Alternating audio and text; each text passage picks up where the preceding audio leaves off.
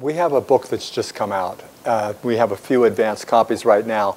And what we've written about in Political Dilemmas at Work is to, as a very practical resource, look at the kinds of issues that are present in many different regular organizations, things that many of us are in denial of. A lot of us have said, people that I talk to, sometimes coach, people say, I hate politics, I just don't deal with it. What's happening when you say that is that you're giving over responsibility and, in fact, power to other people. And what I suggest in the coaching that I do is that politics, it's going to be present, whether you like it or not. There are, in fact, things like I mentioned about that I had a political rival that was really undermining me, and I had to deal with that situation. Sometimes, these are just 4 examples out of 20 in the book, but they're everyday kind of occurrences.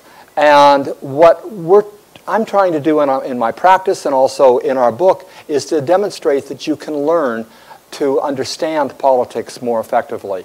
That you don't have to end up being Machiavelli. You don't have to interpret politics, in fact, in a negative way. But rather, if you're thinking about politics within an organization, that's really what influence is. And most of us have, in fact, talked to people prior to a decision meeting where we say to them, here's my case that I'm going to be putting forward. That's politics. You're using, in other words, the power of persuasion, of influence.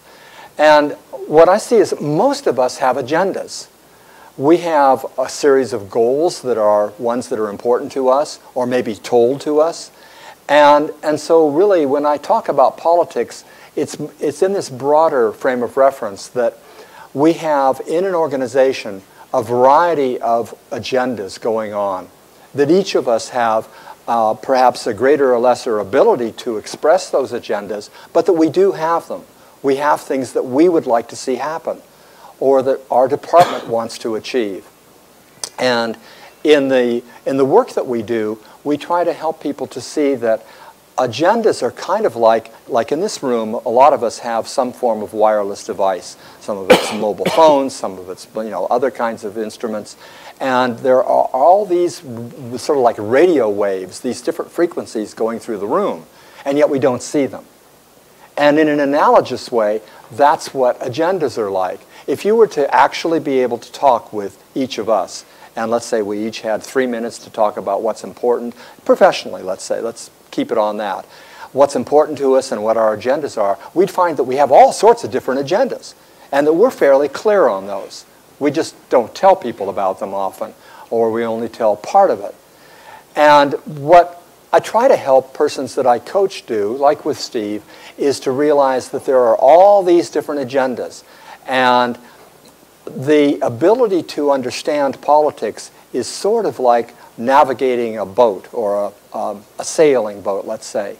And the analogy that I use is that just as with sailing, that in spite of the fact that there may appear to be a lot of agendas or other people's goals that seem to be contrary to what you're trying to achieve, that there are ways of learning to maneuver.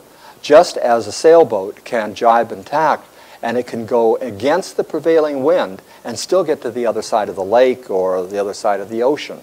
In the same way that we need not just abandon our goals because it seems like they're difficult or it seems like we have a lot of opposition.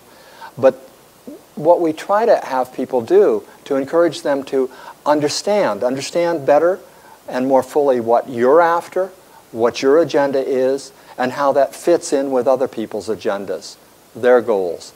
And so, in other words, learn how to better maneuver.